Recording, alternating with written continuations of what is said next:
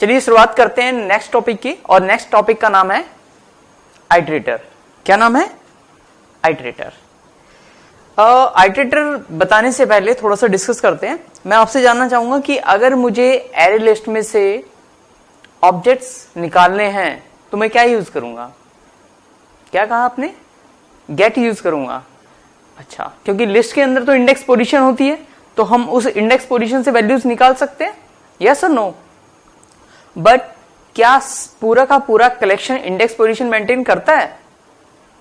Answer is no, because जो list है और लिस्ट की जो सब क्लासेस हैं वो तो इंडेक्स पोजीशन मेंटेन करते हैं। इसके अलावा हैश सेट है, ट्री है, ये इंडेक्स पोजीशन मेंटेन नहीं करते। तो फिर यहां से वैल्यूज कैसे निकालेंगे हम? प्रॉब्लम पता लग रही है आपको? भाई लिस्ट तो इंडेक्स पोजीशन मेंटेन करती है। मान लीजिए मैंने एक एरे लिस्ट बनाई, मैंने लिखा list equal to new array list.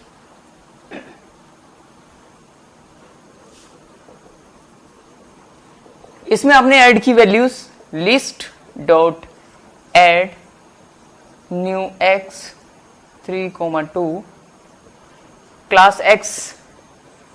मैं मान के चल रहा हूं कि कोई क्लास एक्स अवेलेबल है जिसके अंदर 2 वेरिएबल है और कंस्ट्रक्टर भी है जो वैल्यूज लेता है this dot a equal to a and this dot b equal to b. मैंने ऑब्जेक्ट ऐड किया लिस्ट में, एक और ऑब्जेक्ट ऐड किया list dot add new x 7,3। Right, इस लिस्ट में इस तरीके से ऑब्जेक्ट्स ऐड हो सकते हैं। अब मान लीजिए मुझे ये ऑब्जेक्ट्स वापस निकालने हैं, तो क्या करूंगा? For int i equal to 0 i less than list dot size and i plus plus, और यहां पे क्या करूंगा मैं? लिस्ट डॉट गेट आई।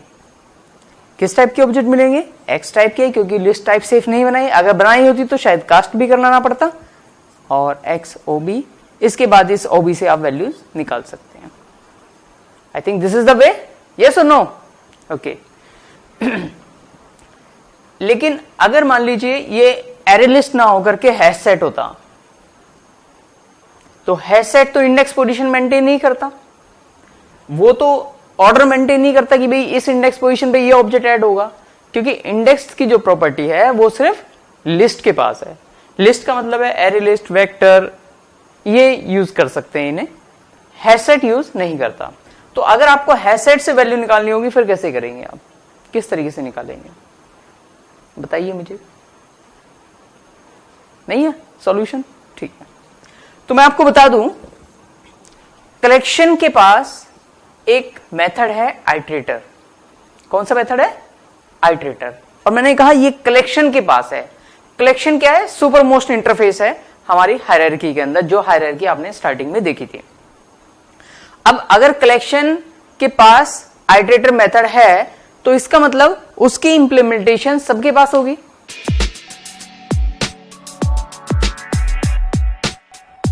तो ये जो मेथड है आइटरेटर, ये हर एक क्लास के पास अवेलेबल होगा, चाहे वो लिस्ट की सब क्लास है, चाहे वो सेट की सब क्लास है, चाहे वो क्यू की सब क्लास है। तो सबके पास ये आइटरेटर मेथड होगा।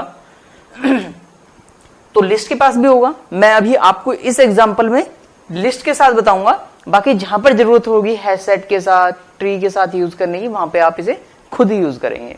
राइट, तो अगर कलेक्शन के अंदर आइटरेटर मेथड है तो इसका मतलब वो एरे लिस्ट के पास भी होगा, यानी इस रेफरेंस के थ्रू मैं उसे गेट कर सकता हूं। राइट और रॉन्ग?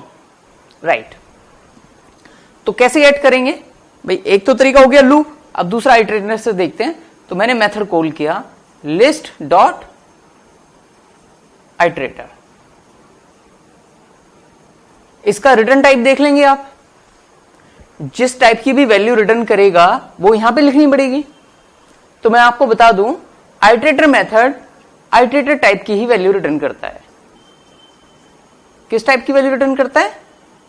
आइटरेटर, आइटरेटर का रेफरेंस वेरिएबल ले लिया मैंने इट। अब यहां पर ये थोड़ा सा कंफ्यूजिंग लगता है कि आइटरेटर टाइप की वैल्यू रिटर्न करता है, तो कंफ्यूज होने की जरूरत नहीं है, ये मेथड का नाम है। और देखो ये क्या होगा, या तो ये क्लास होगी या इंटरफेस होगा। अब आपके माइंड में क्वेश्चन आ रहा होगा, क्लास तो ठीक है, लेकिन अगर ये इंटरफेस हुआ तो आप कह रहे हैं कि आइटरेटर का ऑब्जेक्ट रिटर्न करेगा, तो आइटरेटर का ऑब्जेक्ट कैसे हो सकता है अगर ये इंटरफेस है? तो हमने तो ये पढ़ा है इंटरफेस का तो ऑब्जेक्ट होता ही नहीं है। तो मैं आपको बता दूं ये जो मेथड है ये कोई ऐसा ऑब्जेक्ट रिटर्न करता होगा जिसने आइटरेटर इंटरफेस को इंप्लीमेंट किया हुआ है। ठीक है, रिपीट करूं क्या? ये मेथड कोई ऐसा ऑब्जेक्ट रिटर्न करता है जिसने आइटरेटर इंटरफेस को इंप्लीमेंट किया होगा। तो क्योंकि सुपर क्लास का रेफरेंस सब क्लास का ऑब्जेक्ट होल्ड कर लेता है, इंटरफेस का वेरिएबल उसकी इंप्लीमेंटर क्लास का ऑब्जेक्ट होल्ड कर सकता है, तो एक्चुअल में जो ऑब्जेक्ट आएगा वो आइटरेटर की इंप्लीमेंटर क्लास का होगा। उस क्लास का नाम क्या है हमें उससे कोई लेना देना नहीं है, हमें सिर्फ इतना पता है कि उसका ऑब्जेक्ट जो भी आएगा उसका रेफरेंस हमारा बिट पैटर्न जो है वो आईटी में जाकर के स्टोर हो जाएगा। राइट, तो हम उसके मेथड को कॉल कर सकते हैं। अब देखिए मेरे पास आइटरेटर आ गया, इसके भी मेथड देख लेना आप जावा पी करके। तो इसके पास दो मेथड है, हैज नेक्स्ट एंड नेक्स्ट। मान लीजिए ये जो लिस्ट थी, अगर मैं इसका डायग्राम बनाऊं तो ये मेरी लिस्ट, इसका बिट पैटर्न 1001, ये असाइन हुआ लिस्ट के अंदर 1001, ये वाली लिस्ट रेफरेंस वेरिएबल, और इसकी 0th पोजीशन पर, इसकी 1 पोजीशन पर एक एक ऑब्जेक्ट ऐड है एक्स टाइप के, जिसके ए में है 3, बी में है 2, एक दूसरा ऑब्जेक्ट जिसके ए में है 7 एंड बी में है 3। इसका बिट पैटर्न 111 मान लीजिए यहां पर स्टोर है, 4 times 1 मान लीजिए वो यहां पर स्टोर है। ठीक है, जब मैंने कहा लिस्ट डॉट आइटरेटर तो एक्चुअल में एक ऑब्जेक्ट मिला मुझे आईटी करके इस लिस्ट के लिए, और वो इसे पॉइंट कर रहा है बिल्कुल स्टार्टिंग में, और इसका मेथड है एक आइटरेटर ऑब्जेक्ट का it डॉट हैज नेक्स्ट,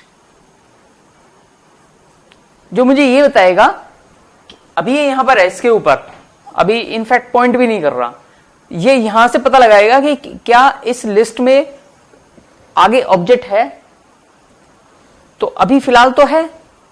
तो it डॉट हैज नेक्स्ट क्या करेगा, सिर्फ चेक करके बता देगा, इसे पॉइंट नहीं करेगा। तो अभी है तो इसका रिजल्ट क्या आएगा, ट्रू। तो आप कंडीशन लगा सकते हैं कि अगर आगे ऑब्जेक्ट है तो क्या करें, तो अब ये इसे पॉइंट करने लग जाए और इसका रेफरेंस मुझे दे दे। इसके लिए आइटरेटर का मेथड है नेक्स्ट, तो आपने कॉल किया it डॉट नेक्स्ट। तो नेक्स्ट मेथड क्या करता है, नेक्स्ट मेथड अभी यहां पर, अभी हैज नेक्स्ट से यहां पर था, जैसे ही नेक्स्ट किया तो वो यहां पर पॉइंट करने लग गया और इस ऑब्जेक्ट का रेफरेंस वो आपको देगा। जब इसका ऑब्जेक्ट का रेफरेंस आपको देगा तो आप उसे एक्स टाइप के रेफरेंस वेरिएबल में स्टोर करा सकते हैं। ऑफ कोर्स टाइप कास्ट करना पड़ेगा क्योंकि लिस्ट अभी टाइप सेफ नहीं है, अगर टाइप सेफ होती तो शायद ना करना पड़ता। तो हमारे पास पहले ऑब्जेक्ट का रेफरेंस आ गया, आप इसे यूज कर सकते हैं। अब मुझे नेक्स्ट का निकालना है तो क्या करें, फिर से लिखूंगा it डॉट हैज नेक्स्ट, या फिर इफ को वाइल में कन्वर्ट कर दो आप। तो जब फर्स्ट टाइम आया पहले चेक किया उसने क्या आगे ऑब्जेक्ट है, तो फिर ये वाला मेथड कॉल हुआ it डॉट नेक्स्ट, इससे it जो ऑब्जेक्ट था इसे पॉइंट करने लग गया और इसका रेफरेंस उसने आपको दे दिया जो ओबी में स्टोर हो गया। OB dot A, OB dot B, जो भी करना है वो कर सकते हैं। उसके बाद कंट्रोल फिर से यहां पे पहुंचा और फिर से चेक किया it डॉट हैज नेक्स्ट, तो अभी कंट्रोल यहां पर है, यहीं पर बैठ करके वो चेक करेगा कि क्या आगे ऑब्जेक्ट है। अगर है तो ट्रू दे देगा, हमारे केस में जैसे ट्रू देगा। उसके बाद क्या करेगा, उसके बाद फिर से it डॉट नेक्स्ट कॉल हुआ तो क्योंकि ट्रू था, IT डॉट नेक्स्ट अब इससे पॉइंट करने लग गया और इस ऑब्जेक्ट का रेफरेंस आपको मिल जाएगा। वैल्यूज निकाली, फिर से ऊपर गया क्योंकि लूप है, IT dot has next check किया, अब IT यहां पे पॉइंट कर रहा है बट आगे चेक करेगा क्या आगे ऑब्जेक्ट है, फॉल्स आया, फॉल्स आया तो लूप से बाहर चला जाएगा। And in this way you can get the object not only from the list but from every collection. Is it clear? Yes और नो? अगर क्लियर नहीं है तो आप एक बार फिर से वीडियो देख सकते हैं, क्योंकि आइटरेटर हम यूज करेंगे हर उस जगह पर जहां पर हम इंडेक्स पोजीशन मेंटेन नहीं करते, तो वहां पर आइटरेटर के थ्रू हम वैल्यूज गेट कर सकते हैं, right? I hope this is clear to you. All the best.